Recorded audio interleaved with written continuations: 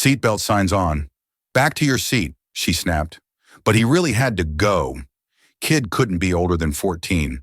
So he did what any desperate kid would. He risked it. That's when Brenda, face tight, reached for her pocket. Not good.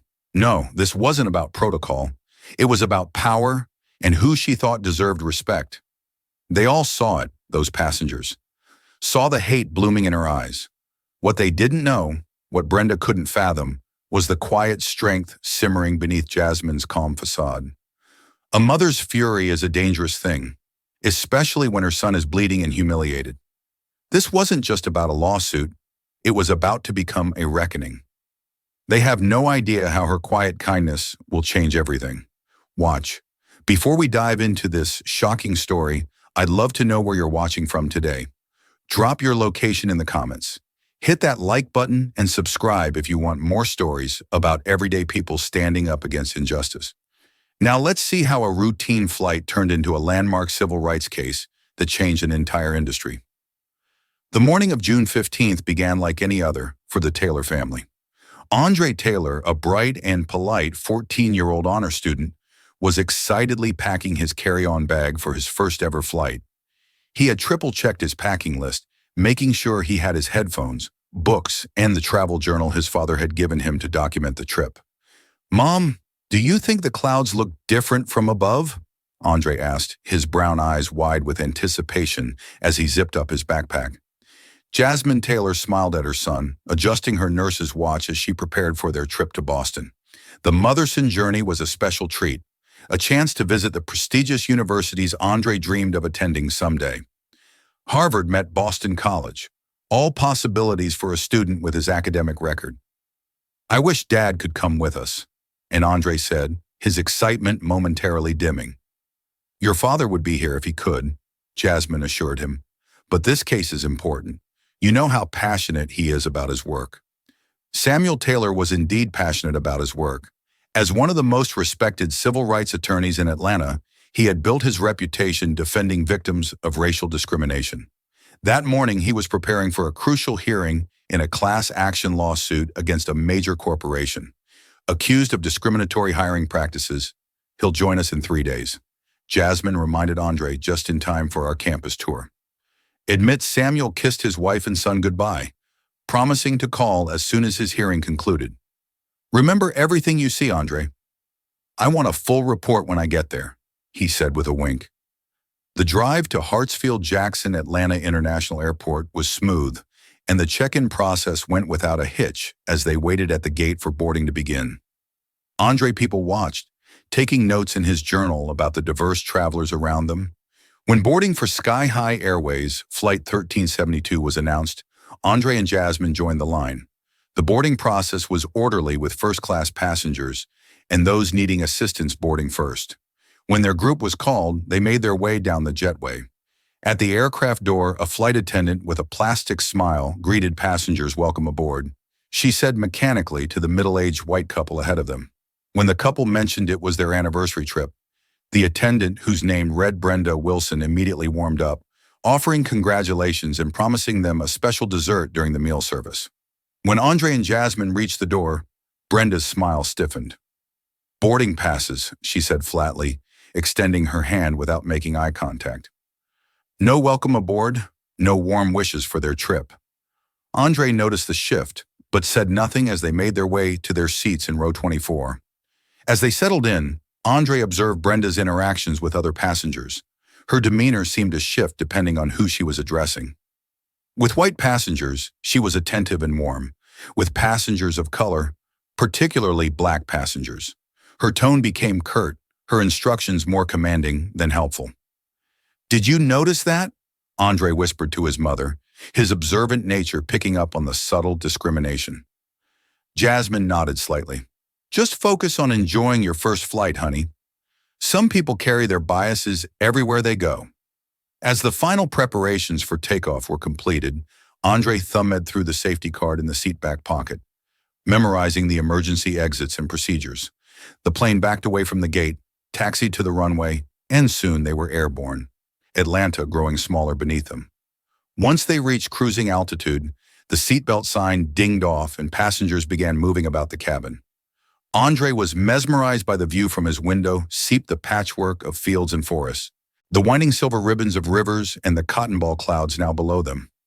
About an hour into the flight, the captain's voice came over the intercom.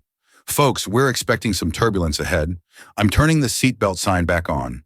Please return to your seats and make sure your seatbelts are fastened." Andre had been sipping apple juice, and now he felt an urgent need to use the restroom. He tried to wait, shifting uncomfortably in his seat as the minutes passed. The fastened seatbelt sign remained illuminated, but the turbulence hadn't materialized, and Andre noticed several passengers ignoring the warning to use the restrooms. A white teenager, about Andre's age from a few rows ahead, stood up and walked to the bathroom. Brenda, who was checking the cabin, said nothing to him. After 15 more uncomfortable minutes, Andre couldn't wait any longer. With a glance at his mother, who was immersed in her novel, he unfastened his seatbelt and stood up. He made his way carefully into the aisle, holding onto seatbacks for stability. Before he could take 3 steps, Brenda appeared before him, her arms crossed. "The seatbelt sign is on," she said sharply. "Return to your seat immediately." "I'm sorry, ma'am," Andre replied politely. "I really need to use the restroom. I saw others going, so I thought it would be okay." Brenda's eyes narrowed. "I won't tell you again. Return to your seat now." Andre, confused by the disparity in treatment, gestured discreetly toward the bathroom where the white teenager was just exiting. "But that boy just went, and you didn't stop him. I'll be quick, I promise." Something in Brenda's expression hardened. Her nostrils flared slightly and her lips pressed into a thin line. The bathroom door opened and the white teenager emerged, walking back to his seat without comment from Brenda. "Are you questioning my authority?" Brenda asked, her voice rising, enough that nearby passengers turned to look. "No, ma'am," Andre said, growing increasingly uncomfortable with the attention. "I just really need to use the bathroom." Jasmine, now aware of the situation, stood up. "Excuse me," she began. "My son simply needs to—" Brenda cut her off with a raised hand. "Ma'am, I need your son to comply with safety regulations. The seatbelt sign is on." By now, several passengers were watching the exchange. A middle-aged black man in a cardigan a few rows back frowned at the escalating situation. A white woman nearby whispered something to her husband. Andre stood frozen, unsure what to do, embarrassment and confusion evident on his face. "I'm sorry if I did something wrong," he said, his voice small. "I just don't understand why the flight attendant's hand moved to her pocket, and something in her expression shifted from annoyance to something darker. The tension in the cabin was palpable as passengers sensed the situation spiraling beyond a routine enforcement of airline rules. The next few seconds unfolded in slow motion, forever seared into the memories of everyone on Flight 172. Brenda's hand emerged from her pocket, clutching what appeared to be a small black device. Before anyone could react, she pointed it at Andre and pressed a button. 2 metal prongs shot out, trailing thin wires that connected with Andre's chest. His body went rigid as 50,000 volts of electricity coursed through him. His eyes widened in shock and pain, a strangled cry escaping his lips before his muscles contracted violently. Jasmine screamed, lunging forward as her son's body convulsed. The boy collapsed into the aisle, his limbs twitching uncontrollably as the electrical current continued to flow. The cabin erupted in chaos. Passengers gasped, some standing to get a better view, others shrinking back in horror. The sharp smell of ozone filled the air, mingling with the scent of fear. "Oh my God, she tasted him. She tasted that child." A woman shrieked from the back of the plane. Phones appeared in hands as passengers began recording the shocking scene. The white teenager, who had used the bathroom moments before, stared open-mouthed, his face pale with shock. After what seemed like an eternity but was only seconds, Brenda released the trigger. Andre lay motionless on the floor, small, involuntary tremors still running through his body. A wet stain spread across his jeans. The electricity had caused him to lose control of his bladder. Jasmine fell to her knees beside her son, her nurse's training kicking in despite her maternal terror. Andre, can you hear me?" She placed her fingers against his neck, feeling for his pulse, which raced erratically under her fingertips. "Stay back, ma'am," Brenda commanded, still holding the taser. He was becoming aggressive and non-compliant. "He's 14 years old," Jasmine shouted, tears streaming down her face. "He needed to use the bathroom." "What is wrong with you?" The middle-aged black man in the cardigan stood up, his face a mask of controlled fury. "I saw the whole thing," he said, his voice carrying throughout the now silent cabin. "That boy did nothing wrong. Nothing." "Sir, please remain in your seat," Brenda ordered, but her voice had lost some of its authority. A white man in a business suit spoke up. The boy was questioning her instructions. "In these times, you can't be too careful with potential threats." "Threats?" the black man in the cardigan exclaimed. "He's a child who needed to use the restroom. What kind of threat did you perceive?" Andre's eyes fluttered open.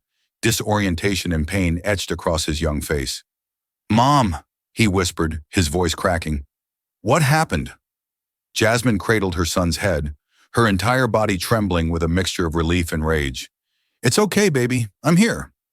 A man in a blazer pushed his way through the gathered crowd.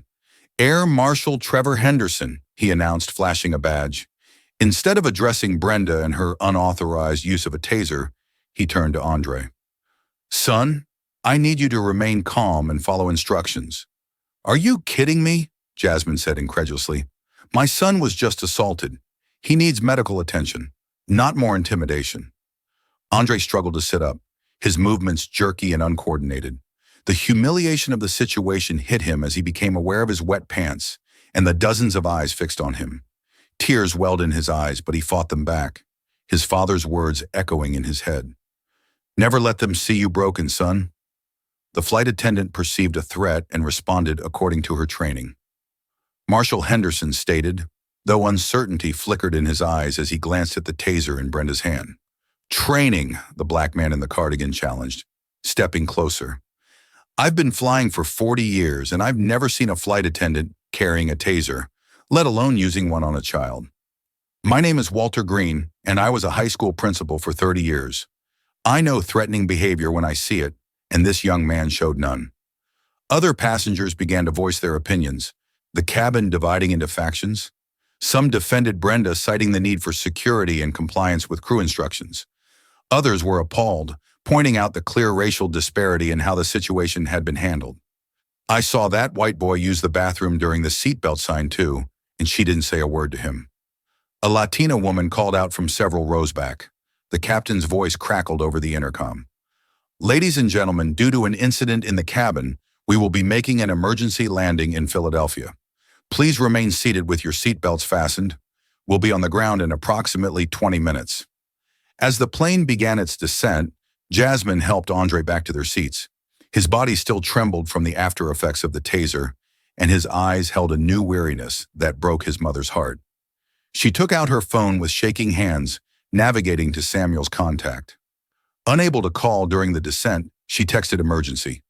Andre tased by flight attendant on plane for trying to use bathroom. Landing in Philadelphia. Need you now. She attached a video link that another passenger had already uploaded to social media miles away. In an Atlanta courtroom, Samuel Taylor's phone vibrated in his pocket.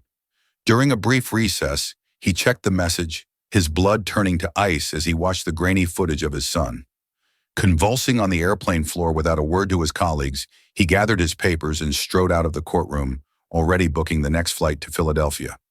On Flight 1372, Andre leaned his head against the window, silent tears streaming down his face as the plane descended through the clouds. His first flight had become a nightmare, and somewhere deep inside, a terrible understanding was taking root that in America, even the sky wasn't safe for a black boy. The wheels of Flight 1372 screeched against the tarmac of Philadelphia International Airport, the plane coming to a stop far from the terminal. Through the windows, passengers could see police vehicles and ambulances, their lights flashing against the gray afternoon sky. "Would you look at that response time?" muttered Walter Green, the retired principal who had defended Andre. "Funny how fast they show up when it's a black kid being accused instead of protected." As the seatbelt sign dinged off, the captain's voice came over the intercom. "Ladies and gentlemen, please remain seated. Local authorities will be boarding the aircraft.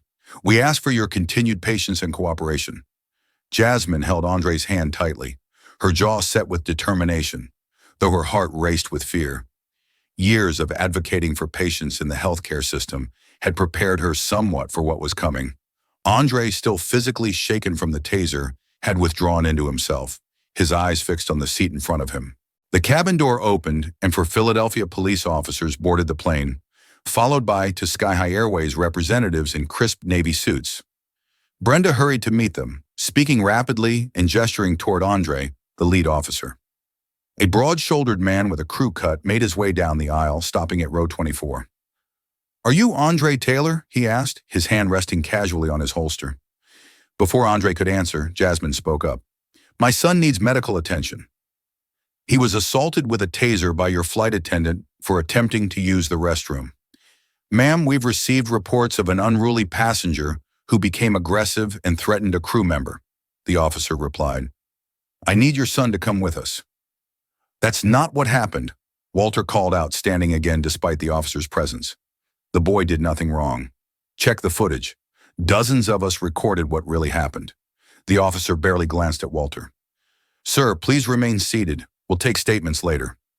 To Jasmine and Andre's horror, the officer produced a pair of handcuffs. "Stand up, son. Hands behind your back. You're arresting him." Jasmine's voice rose in disbelief. "He's the victim here. We're detaining him while we sort this out," the officer corrected, though the distinction meant little as he reached for Andre's wrists. Jasmine placed herself between the officer and her son. "My son needs medical attention, not handcuffs. I'm a registered nurse, and he's showing signs of cardiac stress from electrical shock. Ma'am, if you interfere with this detention, I'll have to arrest you as well," the officer warned. Walter moved into the aisle, phone held high. "I'm recording this. That boy needs a doctor, not handcuffs, and he needs his rights protected." Several other passengers joined Walter, holding up their phones. "We all saw what happened. A middle-aged white woman in a business suit said the flight attendant was out of line. The standoff continued until a second officer moved forward.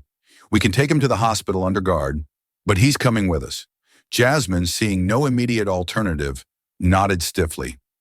"I'm coming with him. He's a minor and I'm his mother." The officers agreed to this, though they still placed Andre in handcuffs before escorting him off the plane.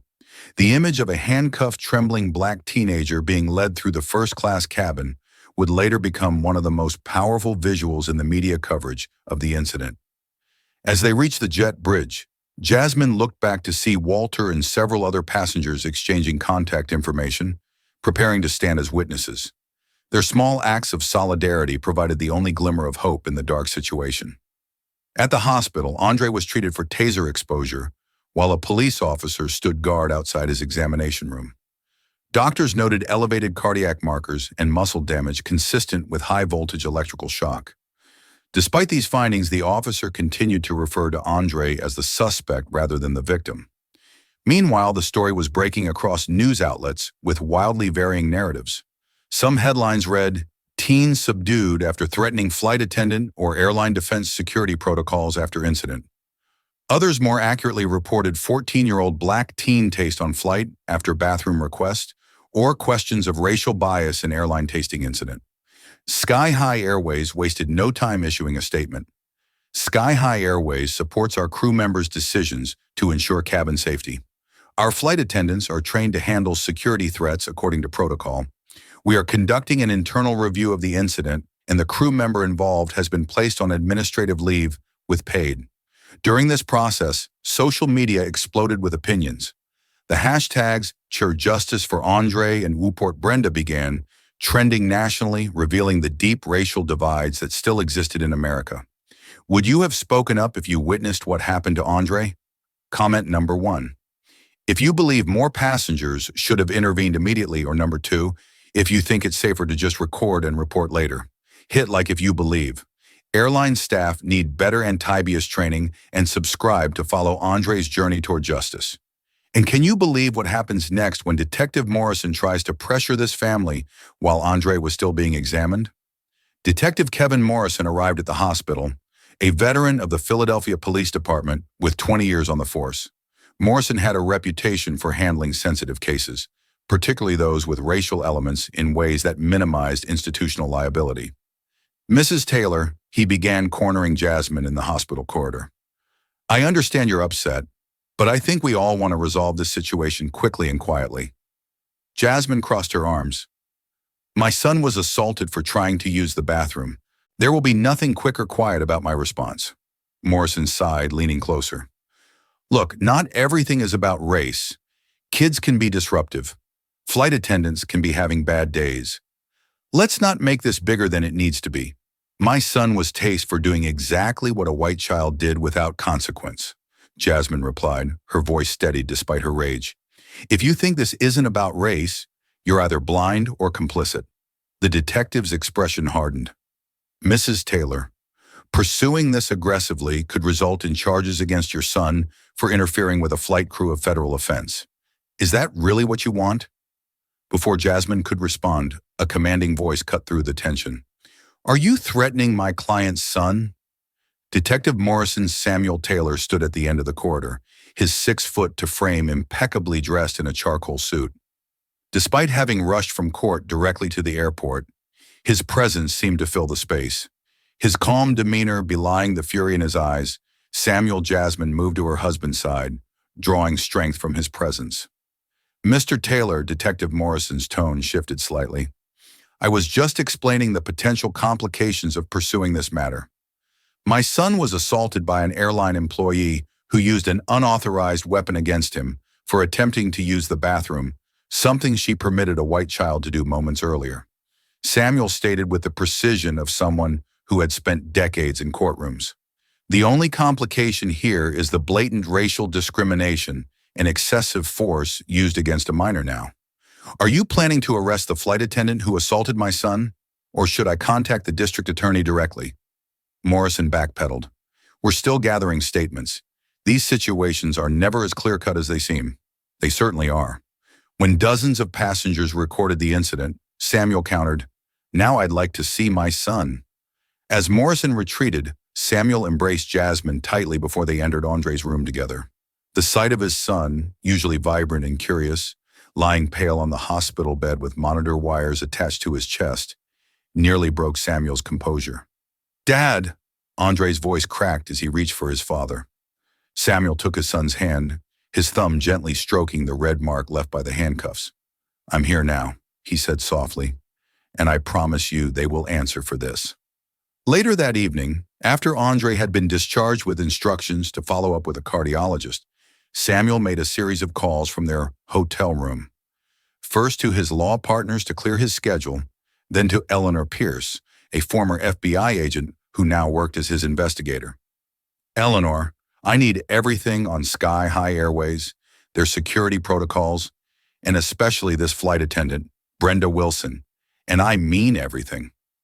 As Samuel hung up, he noticed Andre sitting silently by the window, staring out at the Philadelphia skyline. Andre, he said gently, I want you to know this isn't your fault. None of it. Andre turned, his young face carrying an expression no child should have to wear. But if I had just stayed in my seat, no. Samuel's voice was firm but gentle. You did nothing wrong. You have the same right to use that bathroom as anyone else on that plane. What happened to you was wrong, and we're going to make sure it never happens to another child. Andre nodded slowly, but Samuel could see that the incident had planted seeds of doubt and fear that would take more than words to approach.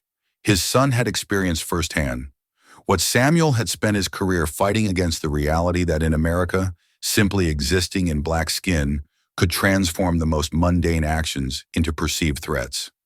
As Andre finally drifted into an uneasy sleep, Samuel's resolve hardened into steel.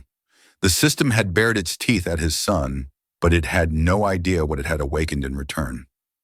The next morning, dawned gray and damp over Philadelphia, matching the mood in the Taylor family's hotel suite. Andre had slept fitfully, waking several times from nightmares in which he was falling, electricity coursing through his body. Jasmine had barely slept at all, alternating between comforting her son and quietly weeping with a mixture of rage and heartbreak. Samuel, however, had transformed overnight into a force of nature. While his family slept, he had set up an impromptu command center at the suite's dining table. His laptop opened to multiple tabs of research, legal pads filled with notes, and 3 phones lined up before him, his personal phone, his work phone, and a new prepaid phone for sensitive calls. At precisely 8:08, there was a knock at the door. Samuel opened it to reveal Eleanor Pierce, his longtime investigator. In her early 50s, Eleanor had the sharp eyes of someone who missed nothing, and the weathered confidence of a woman who had spent decades navigating maladministrated institutions.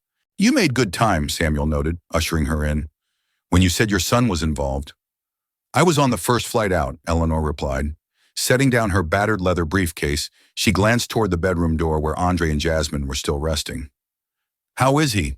Samuel's professional facade cracked slightly. "Physically, he'll recover." "The other damage," he trailed off, unable to complete the thought. Eleanor squeezed his arm briefly, then opened her briefcase. "I've already started digging into Sky High Airways and Brenda Wilson. You're not going to like what I found for the next hour." They pored over Eleanor's initial findings. Brenda Wilson had been employed by Sky High Airways for 8 years, but this wasn't her first incident involving black passengers. There had been 3 formal complaints filed against her in the past 2 years alone, all from black passengers who reported hostile, aggressive behavior. All 3 complaints had been investigated internally and dismissed. The complaints disappeared into a black hole, Eleanor explained, showing Samuel the documentation she'd obtained through her network of contacts. And guess who oversees passenger complaints? Richard Collins, Vice President of Security for Sky High, former NYPD, and, from what my sources tell me, a man with some very problematic views on race. Samuel frowned, studying the grainy photograph of Collins, a square-jawed man with cold eyes. Any connection to the Philadelphia police or Detective Morrison? Eleanor's smile was grim. "I was wondering when you'd ask. Morrison and Collins are cousins by marriage. They go fishing together twice a year." Samuel's jaw tightened. That explains Morrison's attempt to make this go away. As they continued reviewing the documentation, Andre emerged from the bedroom, his movement still stiff from the aftermath of the taser. Seeing Eleanor, he hesitated in the doorway. "Andre, this is Eleanor Pierce," Samuel said gently. "She's the best investigator I know, and she's going to help us get to the truth." Eleanor's usual tough demeanor softened as she looked at the teenager. "Hello, Andre. I'm very sorry about what happened to you." Andre nodded silently, making his way to the couch where he curled up with his phone. Within minutes, his expression darkened. "Dad," he called, his voice unsteady. "People are saying I was being violent. They're saying I deserved it." Samuel crossed to his son. Glancing at the social media feeds Andre was scrolling through. Comments ranged from supportive to viciously racist, with many users accepting Sky High's narrative without question. "Close that app," Samuel advised, sitting beside Andre. "Social media isn't where truth lives. We know what happened, and we have the evidence to prove it. But they're making me sound like a criminal." Andre's voice cracked. "That's their strategy," Eleanor explained, joining them. "They're trying to control the narrative, but we're going to change that." Over the next several days, the Taylor family relocated to a different hotel after receiving threatening messages at their first location. Andre, once excited about touring, colleges now refused to leave the hotel room, jumping at sudden noises and flinching when strangers came to close. Jasmine took an emergency leave of absence from her nursing position to stay with Andre. While Samuel and Eleanor built their case, through careful investigation, they uncovered disturbing patterns within Sky High Airways. The taser wasn't standard equipment. Eleanor reported after interviewing a former Sky High security trainer under the guise of a background check.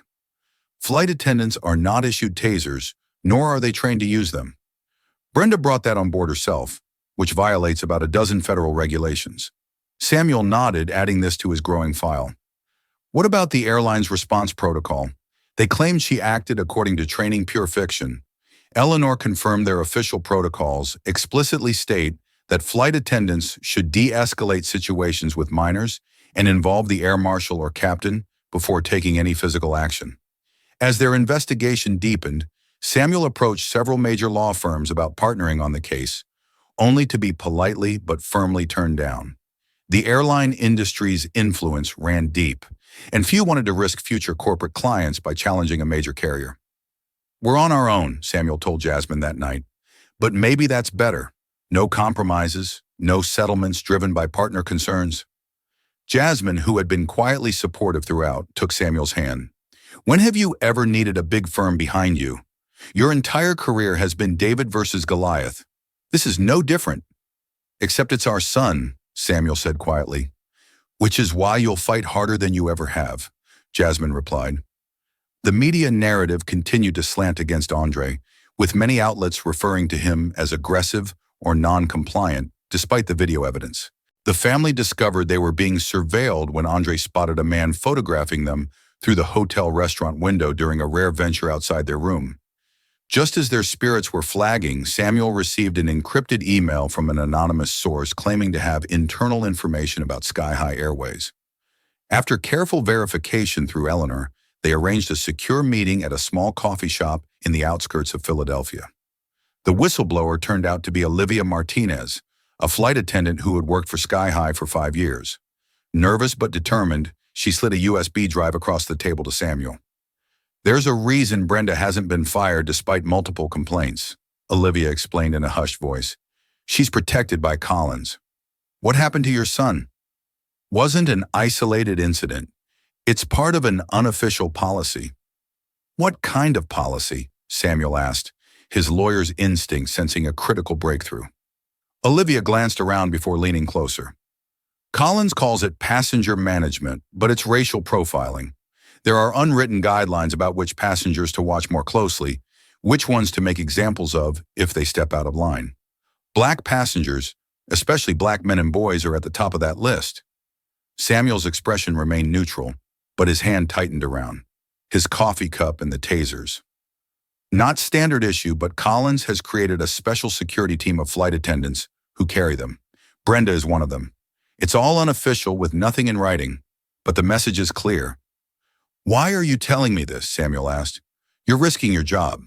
Olivia's eyes welled with tears. Because I watched that video of your son, and I can't be part of this anymore. I've documented everything I could, including emails where Collins discusses how to handle difficult minorities. It's all on that drive. As Olivia left the coffee shop, Samuel knew they had just gained not only a crucial witness, but evidence that could transform their case from an individual incident into a pattern of systemic discrimination. That evening, as Samuel reviewed the files from Olivia, his phone rang with an unknown number. When he answered, a deep voice spoke without introduction. This is FBI agent Dominic Washington. I'm calling about the incident involving your son, Andre Taylor. I think we should talk.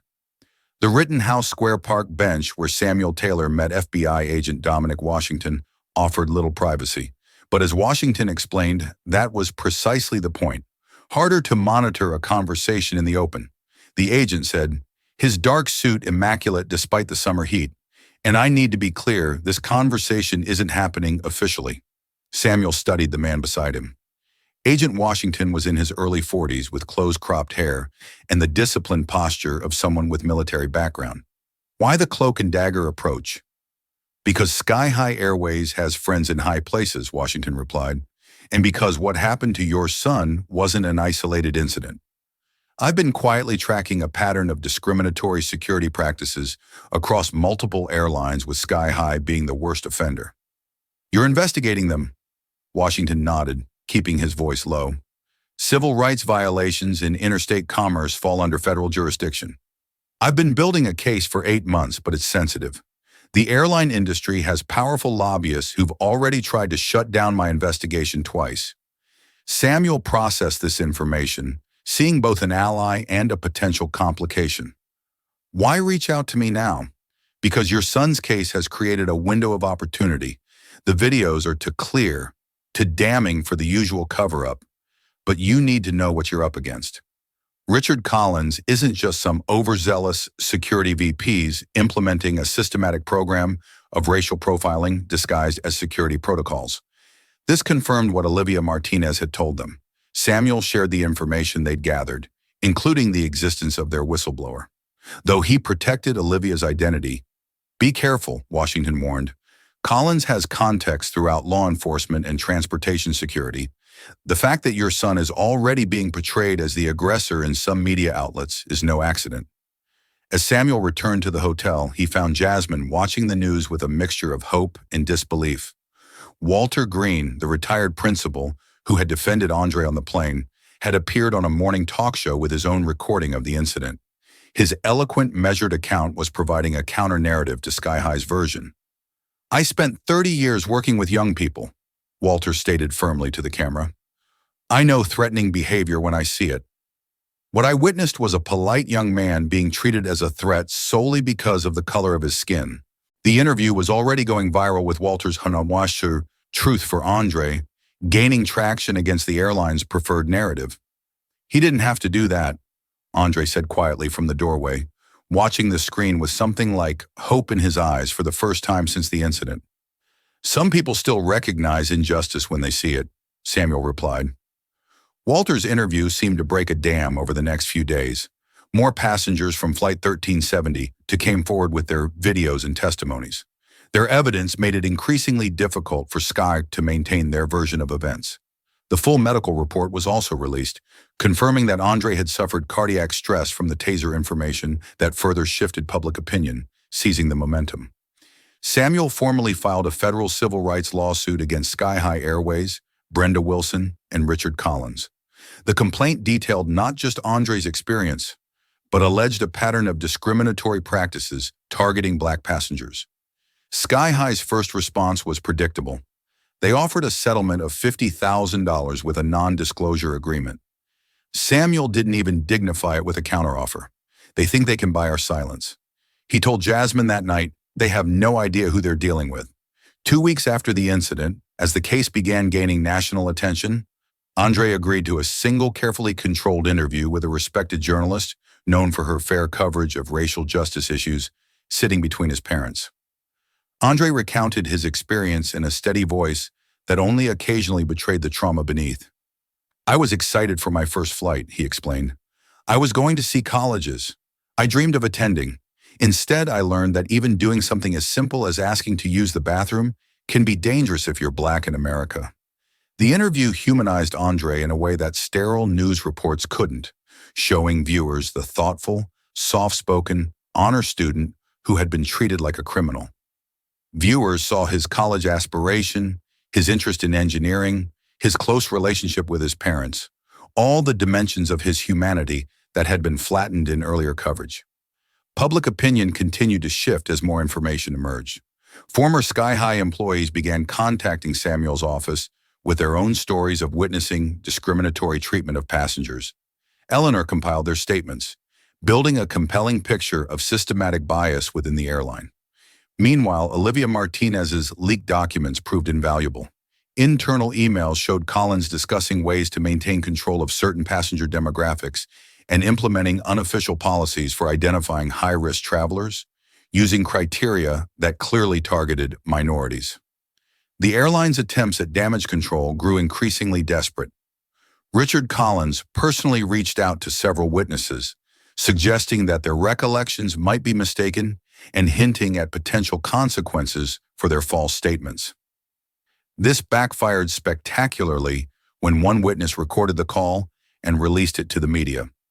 FBI agent Washington continued his parallel investigation, occasionally sharing information with Samuel through secure channels. The federal investigation lent additional credibility to the Taylor's case, suggesting that the government itself recognized the seriousness of the allegations. As pressure mounted, cracks began to appear in Sky's United Front. A board member anonymously expressed concerns about the company's handling of the situation. The airline's stock price began to fluctuate as investors worried about potential damages and reputation harm. For Andre, the growing support offered a path toward healing. The initial shock and humiliation were giving way to a cautious determination. When Walter Green organized a small gathering of supportive witnesses at a local community center, Andre agreed to attend. "I want to thank you," Andre told Walter, his voice stronger than it had been in weeks, "for standing up for me when most people just watched." Walter placed a gentle hand on Andre's shoulder. "When we see injustice and remain silent, we become part of the problem. I couldn't let that happen to you, son." The gathering was a turning point for Andre. Surrounded by people who had witnessed his trauma and still seen his humanity, he began to reclaim his sense of dignity and worth. The most unexpected development came when Jasmine discovered that Brenda Wilson had been fired from previous airlines before joining Sky High. Eleanor's investigation revealed that both terminations had involved conflicts with minority passengers. Information that had somehow been overlooked in Sky's hiring process, or more disturbingly, had been considered an asset under Collins' security philosophy. As the lawsuit proceeded into discovery, Sky High hired Victoria Preston, a high-powered defense attorney known for her aggressive tactics. Her reputation for destroying witnesses' credibility and finding procedural loopholes to derail legitimate claims preceded her. At the first procedural hearing, Victoria approached Samuel in the courthouse corridor. "I admire your dedication, Mr. Taylor," she said with a professional smile that didn't reach her eyes. "But you're fighting a losing battle. My client is prepared to weather this storm." Samuel met her gaze steadily. "My son was assaulted for being black in America. There's no storm your client can weather that compares to what generations of our children have endured. The difference is this time we have the evidence, the law, and the moral high ground on our side." Victoria's smile tightened. "We'll see about that. The law isn't always as clear-cut as we'd like it to be." As she walked away, Samuel couldn't shake the feeling that Victoria knew something he didn't. The battle was far from over, and Sky High was preparing to fight dirty. The first hint of Sky High's new strategy appeared 3 days after Victoria Preston took over the airline's defense. A small tabloid website published an article titled "The Troubled Past of Andre Taylor." What the media isn't telling you. The piece claimed that Andre had a history of disciplinary problems at school and had been involved in several confrontations with authority figures. Every word was fiction. Andre was an honor roll student whose teachers consistently praised his respectful demeanor and academic dedication. But the damage was done. The false story spread rapidly through certain corners of the internet, providing ammunition to those already inclined to blame Andre for the incident. "They're lying about me," Andre said, his voice hollow as he showed his father the article on his phone. "How can they just make stuff up?" Samuel's fury was cold and focused because they're desperate. They know the facts aren't on their side, so they're trying to destroy your character instead. The Taylor family soon discovered this was just the opening salvo in Victoria Preston's scorched earth campaign. Within days, more stories appeared. Anonymous sources claiming Andre had been disruptive throughout the flight, fabricated accounts of previous incidents, even implications that Samuel had coached his son to provoke a reaction for a lucrative lawsuit. The smear campaign extended to Samuel himself. Suddenly, his past cases were being scrutinized by right-wing media outlets with headlines questioning his motives and methods. Old quotes were taken out of context, and former opponents were interviewed about their grievances. "Can you believe these people?" Jasmine fumed, turning off the television after a particularly vicious segment. "They taste our child, and now they're acting like we're the criminals for seeking justice." The pressure intensified when Andre returned to school after their return to Atlanta. Though the principal and many teachers were supportive, some students had absorbed the false narrative circulating online. Andre faced whispers, hostile stares, and in a few cases, outright bullying. "They're calling me a liar," Andre reported quietly after his third day back. Some kids said, "I'm just trying to get rich by playing the race card." After a particularly ugly incident in the cafeteria, where a student mimicked being tased to mockery and laughter, Samuel and Jasmine made the difficult decision to switch Andre to online learning temporarily. "It's not fair," Andre protested weakly, though his relief was evident. "I shouldn't have to hide." "You're not hiding," Samuel assured him. "You're focusing on your education while we fight this battle. Sometimes strategic retreat is the wisest move." The attacks grew more personal and more coordinated. One morning, Eleanor called Samuel with alarming news. "Someone broke into my office last night." She reported, her voice tight with anger. They knew exactly what they were looking for. "All the files related to Andre's case are gone, including my notes on our whistleblower." Samuel immediately thought of Olivia Martinez. Was there anything that could identify her? No names, but there were details someone could use to narrow it down.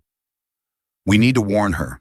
When they tried to contact Olivia, however, they discovered her phone had been disconnected. A discreet inquiry revealed she had suddenly taken extended personal leave from Sky. The digital dimension of the attack became clear when Eleanor's investigation uncovered evidence that Sky High had hired a reputation management firm, specializing in social media manipulation. The firm was operating thousands of bot accounts to push narratives favorable to the airline and attack Andre's credibility. They're spending more on covering this up than it would cost to simply acknowledge wrongdoing and implement real changes, Samuel observed grimly. Even Jasmine wasn't spared.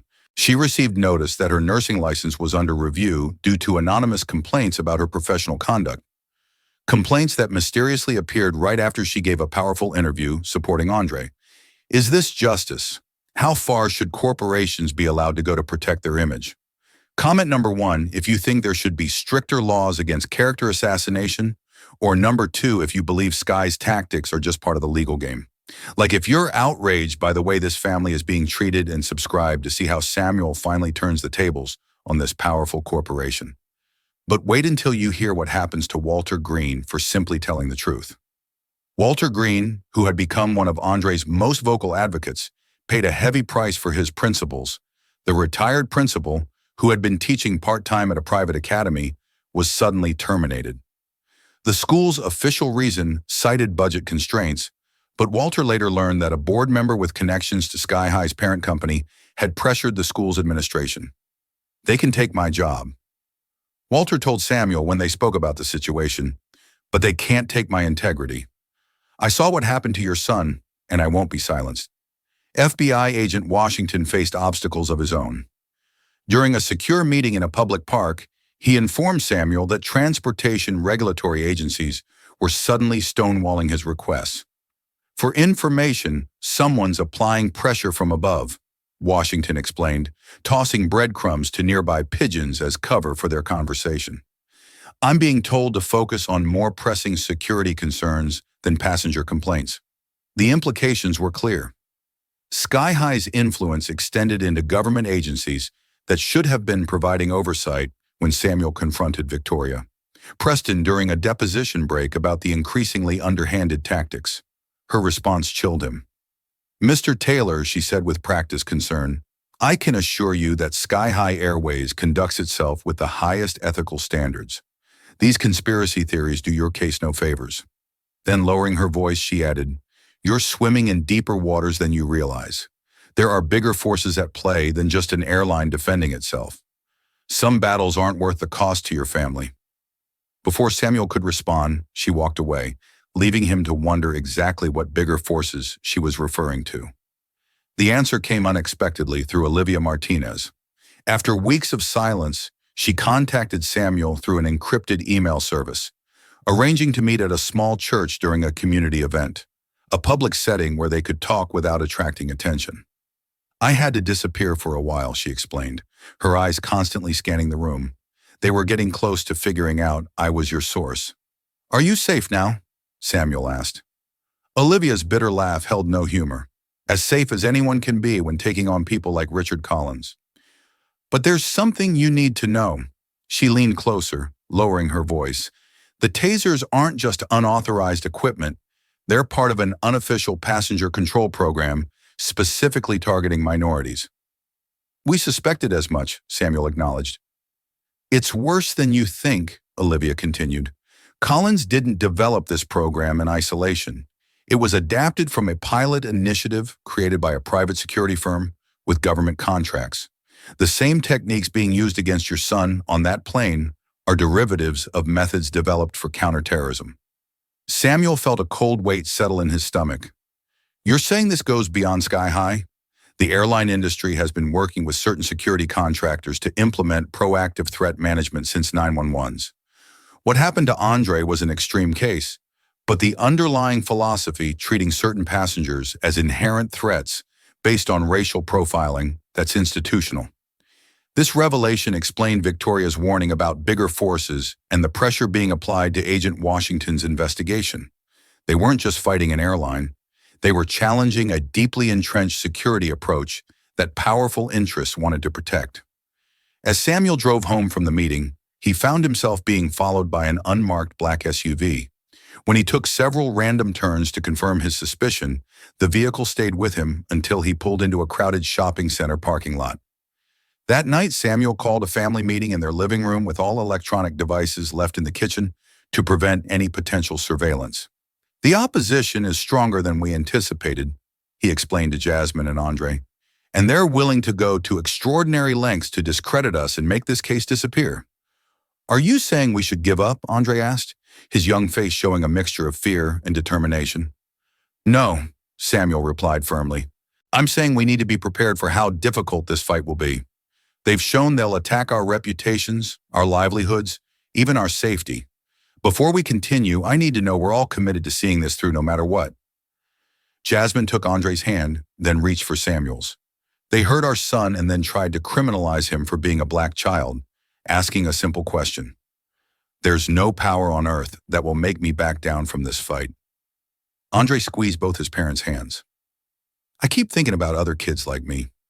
If they can do this to me with my dad being a lawyer and everything, what happens to kids who don't have anyone to fight for them? Samuel felt a surge of pride through his concern.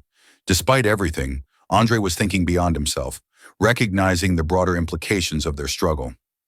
Then we continue, Samuel decided, but we change our strategy. They want to fight dirty. They have no idea what they're up against. A federal courthouse in Atlanta imposed a sense of gravity with its imposing columns and marble floors.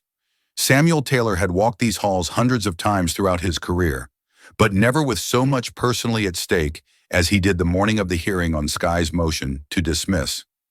Victoria Preston had filed a comprehensive motion arguing that the case should be thrown out before trial.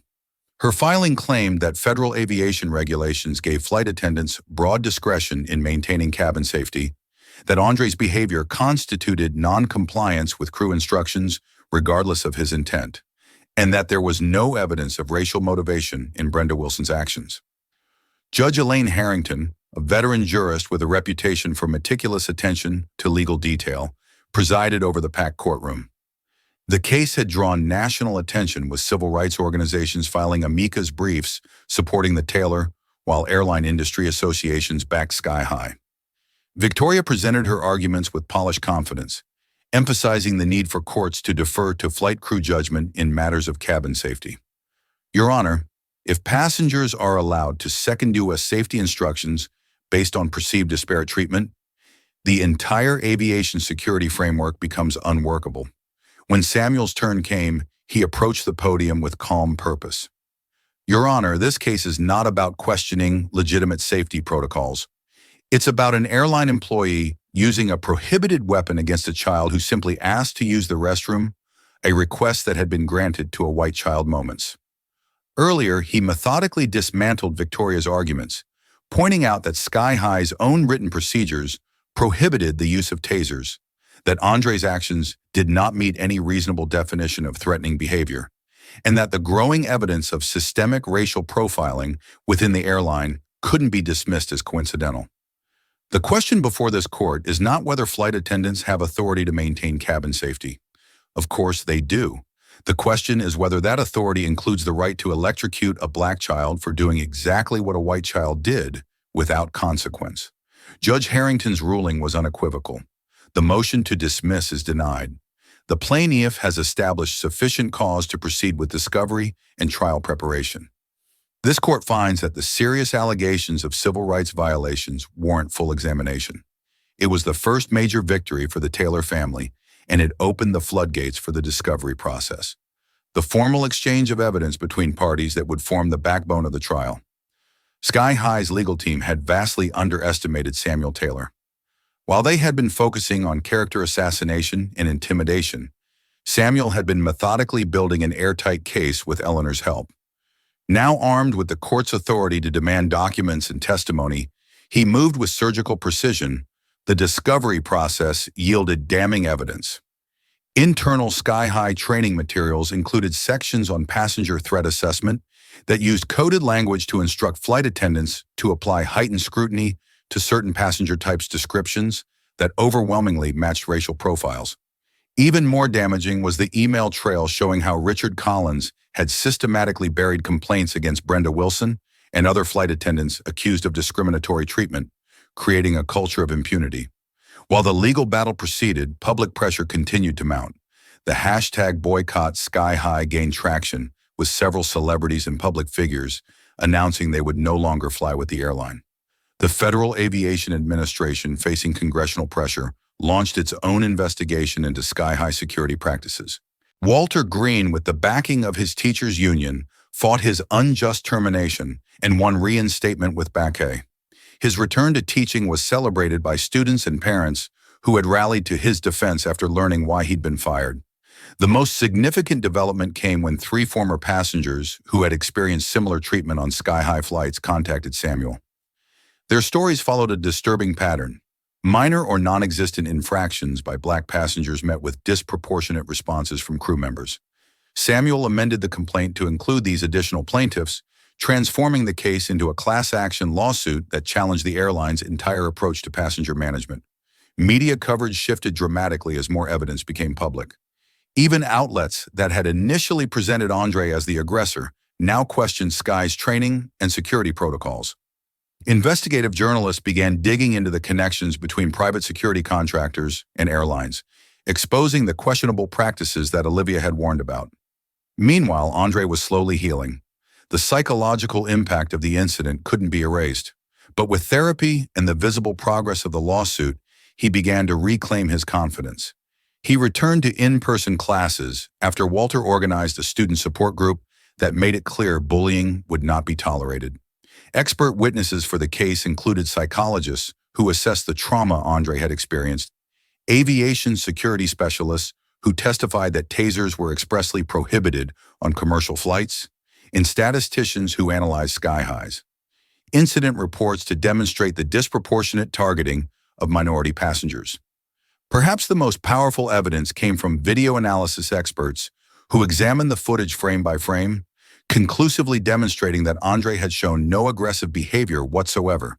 Their report highlighted how Brenda's body language and positioning showed premeditation before she used the taser, suggesting she had decided to use the weapon before any perceived threat existed. As the weight of evidence against them grew, Sky High's strategy shifted. Victoria approached Samuel with a significantly larger settlement offer, $5 million with a limited confidentiality agreement that would allow the tailor to discuss the incident, but not the specific terms of the settlement. Samuel didn't even need to consult with his family before declining. "This isn't about money," he told Victoria. "It's about changing a system that treats black children as threats for existing." Victoria's professional composure slipped momentarily. "You're making a mistake. Taylor, $5 million would set your son up for life." "My son was already set up for life," Samuel replied evenly. "He had parents who love him, a first-rate education, and unlimited potential. What he didn't have, what no black child in America has, is the guarantee that he can simply exist without being perceived as dangerous. That's what this case is fighting for, and it's not for sale at any price." As the trial date approached, Sky High Airways faced a perfect storm of negative consequences. Their stock price had dropped nearly 30% as investors recognized the potential financial and reputational damage of a public trial. A consumer boycott had reduced bookings by a significant margin, and internal morale had collapsed as employees questioned the leadership that had created this crisis. In a desperate bid to contain the damage, Sky High CEO Ronald Matthews held a press conference where he acknowledged lapses in judgment. While insisting they were isolated incidents rather than systemic problems, "We've identified a few bad apples within our organization," he stated with practiced concern, "and we're taking steps to ensure such incidents never happen again." But behind closed doors, Matthews was panicking. In a leaked recording of a board meeting, he could be heard demanding to know how this whole mess with the Taylor kid had been allowed to spiral out of control and instructing his team to find something, anything they could use to force a settlement. What Matthews didn't realize was that his own emails would soon become the most damaging evidence of all. As the trial approached, Samuel Taylor prepared to expose not just individual actors like Brenda Wilson and Richard Collins, but an entire corporate culture that had enabled and encouraged racial profiling under the guise of security. The trial of Taylor versus Sky High Airways began on a crisp October morning, 8 months after the incident that had changed Andre Taylor's life forever. The federal courthouse steps were crowded with journalists, activists, and ordinary citizens, drawn by a case that had come to symbolize the broader struggle against racial profiling in America. Inside the courtroom, Samuel Taylor sat with his family and their legal team, his expression serene despite the stakes across the aisle. Victoria Preston conferred with her associates, while behind them sat Sky High executives, including Richard Collins and CEO Ronald Matthews. Brenda Wilson was notably seated apart from the corporate team, a physical indication of the company's strategy to distance itself from her actions. Judge Harrington called the court to order, and the trial began with opening statements. Victoria went first, presenting a carefully crafted narrative that acknowledged the unfortunate nature of the incident while denying any racial motivation or corporate liability. This case is about a misunderstanding that escalated due to the unique pressures of maintaining safety at $30,000 FT, she told the jury. Ms. Wilson made a split-second decision based on her perception of a security threat.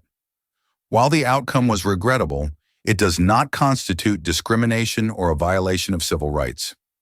When Samuel rose to deliver his opening statement, the courtroom fell completely silent without notes or podium. He walked to the center of the space before the jury. This case is about a 14-year-old honor student who needed to use the bathroom. He began simply. It's about how the color of his skin transformed that basic human need into a perceived threat. It's about a corporation that trained its employees to see black bodies as inherently dangerous, and about the devastating consequences when that perception is backed by unauthorized weapons and unchecked authority. For the next 20 minutes, Samuel outlined not just what had happened to Andre, but the broader pattern of discrimination within Sky High, the attempts to cover up evidence, and the campaign to silence witnesses. By the time he returned to his seat, several jurors were visibly moved, and even Judge Harrington seemed affected by the clarity and moral force of his presentation. The trial proceeded with witness testimony, beginning with passengers from Flight 1372 who had witnessed the incident. Walter Green's testimony was particularly powerful as he described not only what he had seen on the plane, but the retaliation he had faced for. Speaking out, "I spent 30 years teaching young people to stand up for what's right," he told the jury. "When I saw that young man being tased for asking a question, I knew I couldn't remain silent even when it cost me my job." The defense attempted to portray the witnesses as biased or mistaken in their perceptions, but the consistency of their accounts, supported by multiple video recordings from different angles, proved difficult to undermine. On the third day of trial, Brenda Wilson took the stand under Victoria's careful questioning. She portrayed herself as a dedicated professional who had perceived a threat in Andre's confrontational stance and refusal to comply with safety. Instructions. "I feared for the safety of everyone on that aircraft," she claimed, her voice trembling slightly. "In my 20 years as a flight attendant, I've never faced such an aggressive response to a simple instruction." Samuel's cross-examination was methodical and devastating.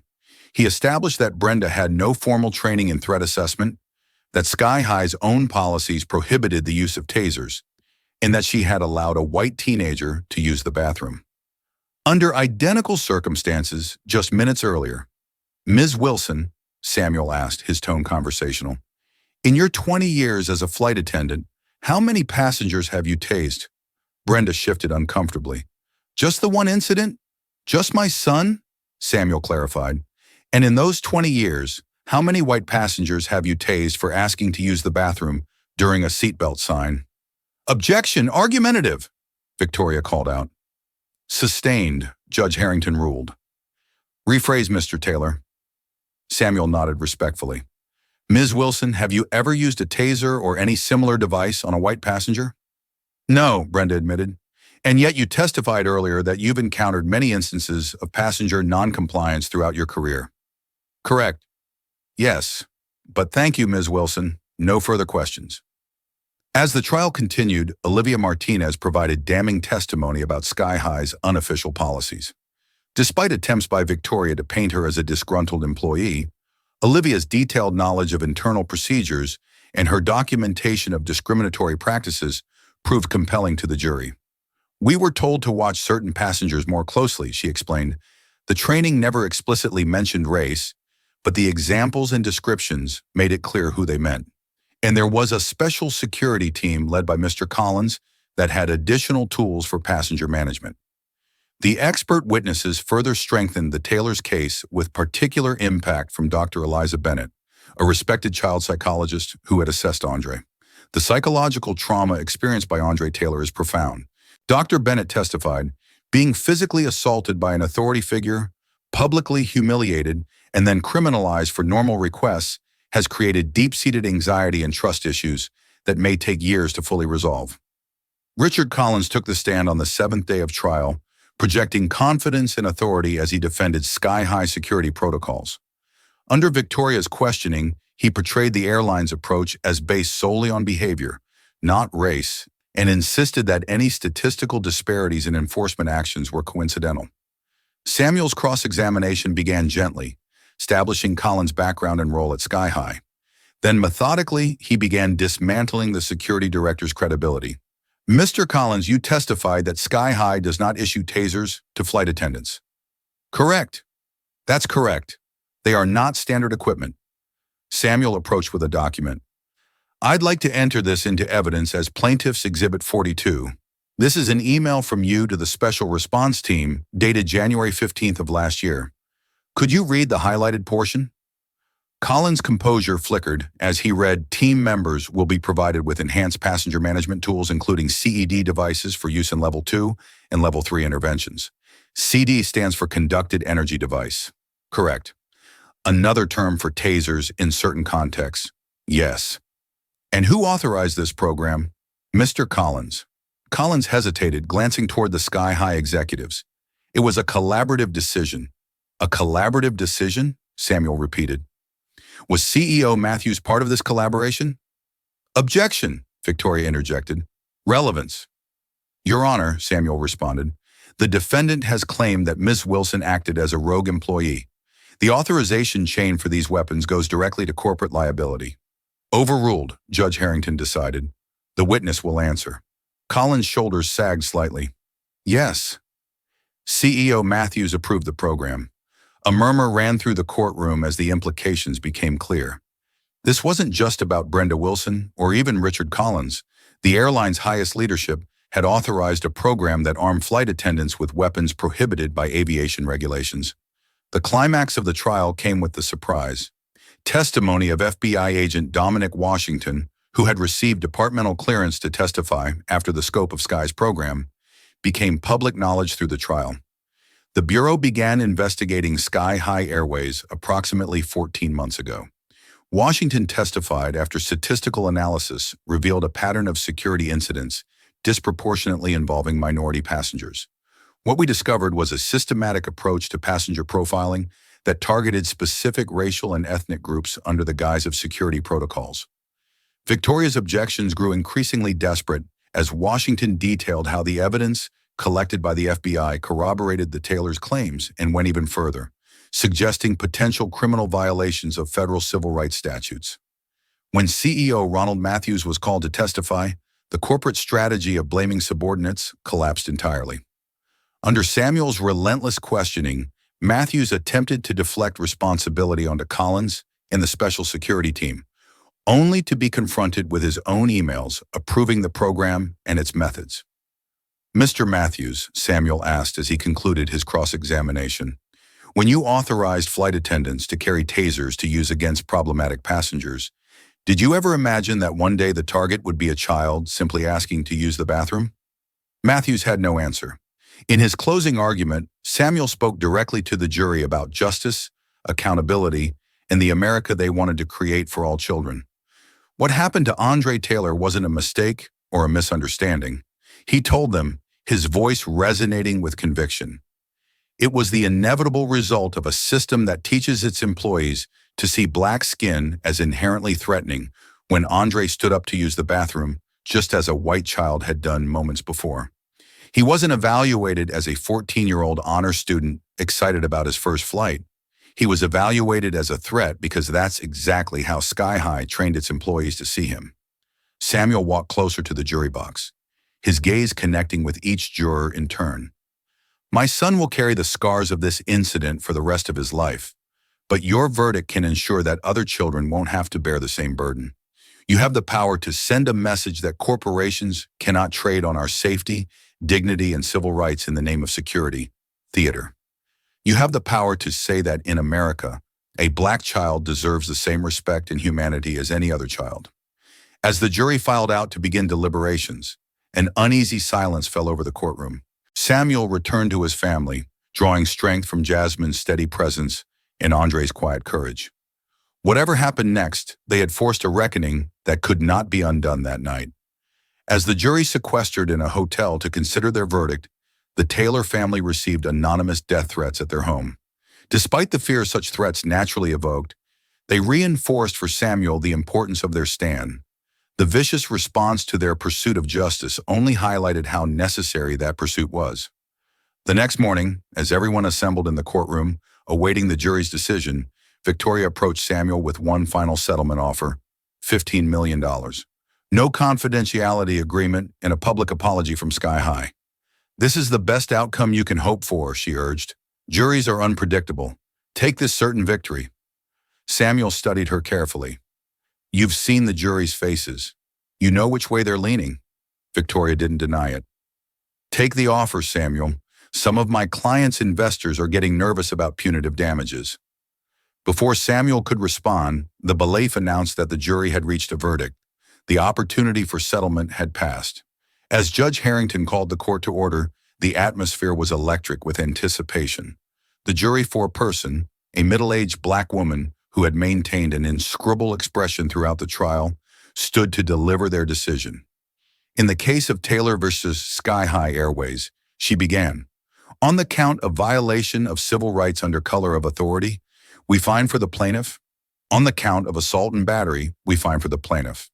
On the count of negligent hiring and supervision, we find for the plaintiff on every count. The jury found in favor of the Taylor. When it came to damages, they awarded Andre $20 million in compensatory damages and an unprecedented $50 million in punitive damages against Sky High Airways. The courtroom erupted in reaction with gasps, cheers, and the furious scribbling of journalists capturing the historic moment. Judge Harrington gave her order before addressing the defendants directly. In light of the evidence presented in this trial, I am referring this matter to the Department of Justice for criminal investigation. The deliberate violation of federal aviation safety regulations, obstruction of justice, and potential conspiracy against civil rights warrants further examination beyond the scope of this civil proceeding. As the court adjourned, Samuel embraced his family. Their long fight for justice finally vindicated, but he knew that the true measure of their victory would not be found in monetary damages or even criminal charges. It would be in the changes their case would force throughout an industry that had long hidden discrimination behind the shield of security. Jasmine Taylor stared in disbelief at the settlement check, $20 million, 6 months ago. Her son Andre had been brutally tased on Flight 1372 for simply asking to use the restroom. Now this airline would never forget the day they messed with Samuel Taylor's son.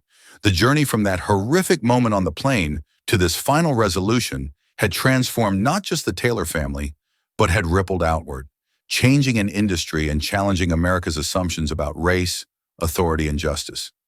In the aftermath of the verdict, the consequences for Sky High Airways and its executives were swift and far-reaching. The Department of Justice launched a criminal investigation into the airline's security practices, resulting in charges against Brenda Wilson for assault and civil rights violations. Richard Collins faced more serious charges of conspiracy against civil rights and obstruction of justice for his role in creating and concealing the unauthorized security program.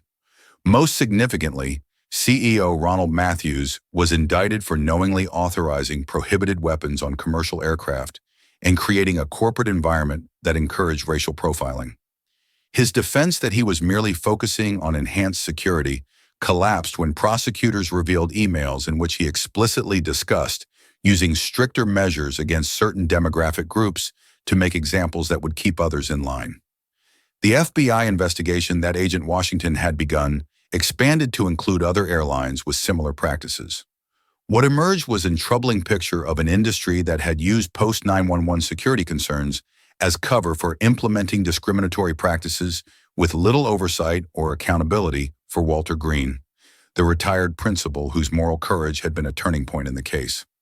Justice came in the form of full reinstatement to his teaching position with Bouquet and a formal apology from the school board. The students organized a celebration for his return, many wearing t-shirts bearing the hashtag Ruth for Andre that had become synonymous with standing against injustice. You taught us something more important than any textbook ever could. One student told Walter during the celebration, You showed us what integrity looks like when it's tested. Olivia Martinez, whose whistleblowing had provided crucial evidence, initially feared she would never work in the airline industry again. Instead, she was hired by the newly formed Aviation Passenger Rights Commission, a federal oversight body created in response to the Sky High case. Her intimate knowledge of discriminatory practices made her an invaluable asset in reforming the industry. She had once been part of the Taylor family's victory extended far beyond financial compensation. Using a portion of the settlement, Andre established the Flight 1372 Foundation, dedicated to supporting victims of racial discrimination in transportation and providing legal resources to those who couldn't afford representation. I want to turn what happened to me into something positive, Andre explained at the foundation's launch event. No one should face discrimination when simply trying to travel, and no one should lack the means to seek justice when their rights are violated. Sky High Airways, faced with the dual pressures of legal consequences and consumer backlash, underwent a complete corporate restructuring. The new leadership implemented mandatory TASERS training for all employees, created a diverse passenger advocacy board with actual authority, and established transparent oversight of all security protocols. Most importantly, they eliminated the covert profiling practices that had been central to their previous approach. The changes weren't limited to a single airline. The Federal Aviation Administration, under congressional pressure stemming from the case, instituted industry-wide regulations regarding passenger treatment and prohibited discriminatory security measures. For the first time, airlines were required to collect and publicly report data on passenger complaints categorized by race, enabling patterns of discrimination to be identified and addressed. Jasmine returned to her nursing career with a new focus on trauma recovery, specializing in helping young people deal with experiences of racial discrimination and institutional violence. Her insights from both professional training and personal experience made her an invaluable resource for families navigating similar traumas. For Andre, healing was a gradual process. The nightmares about the tasting became less frequent, though certain triggers like the sound of electrical equipment or crowded confined spaces could still provoke anxiety. Working with the foundation gave him purpose and a sense of agency that helped counterbalance the helplessness he had felt on that flight. Samuel found his legal practice transformed by the case. While he had always focused on civil rights, the national attention brought by Andre's case connected him with resources and allies that expanded his ability to take on systemic discrimination. He established a special division within his firm dedicated to transportation discrimination cases, providing pro bono representation to victims who lack financial resources. The family also created the Taylor Scholarship Fund for minority students interested in pursuing careers in law or public policy. "We need more voices in the rooms where decisions are made," Samuel explained at the scholarship announcement. "More perspectives that understand what's at stake when policies are created." 1 year after the incident, the Taylor family faced a significant test. Andre needed to travel to Washington, D.C. for a congressional hearing on transportation discrimination, where he had been invited to testify. It would be his first time on an airplane since Flight 1372. The night before the flight, Andre sat with his parents in their living room, anxiety evident in his restless movements. "What if it happens again?" he asked quietly. "It won't," Samuel assured him. "Not just because we'll be with you, but because you helped change the system. What happened to you forced people to see the truth, and that truth has created real change." The next day, Andre boarded the flight with his parents beside him. The difference in treatment was immediately apparent. The flight attendants were respectful and professional with all passengers, regardless of race. When Andre needed to use the restroom during the flight, no one questioned his movement or treated him with suspicion. As the plane touched down in Washington, Andre looked out the window at the capital city where he would share his story with lawmakers. "We did it, didn't we?" he said to his parents. "We actually made a difference." Samuel squeezed his son's shoulder. "You made a difference. Your courage in facing what happened instead of letting them silence you, that changed things for a lot of people who never had a voice in the years that followed." The Taylor versus Sky High Airways case became a landmark precedent cited in civil rights education and legal training. The case study was incorporated into law school curricula nationwide, ensuring future generations of attorneys understood both the legal principles and the human impact of discrimination cases. For the Taylor family, life would never return to what it had been before Flight 1372. They had been changed forever by their confrontation with systemic racism and the fight for justice that followed. But in standing their ground, they had not only secured justice for themselves, but had created pathways to justice for countless others. This powerful story teaches us that justice, while difficult to achieve, is worth fighting for. When confronted with systemic racism, the courage to stand firm against powerful institutions can create lasting change that extends far beyond individual cases. The Taylor family's persistence reveals how a single incident can expose deeper patterns of discrimination that might otherwise remain hidden. We learned that documentation is crucial. The videos taken by passengers provided irrefutable evidence that countered false narratives. The story also highlights the importance of allies like Walter Green, who risked personal consequences to speak truth to power. The case demonstrates how racial bias can transform ordinary actions into perceived threats with devastating consequences for those targeted.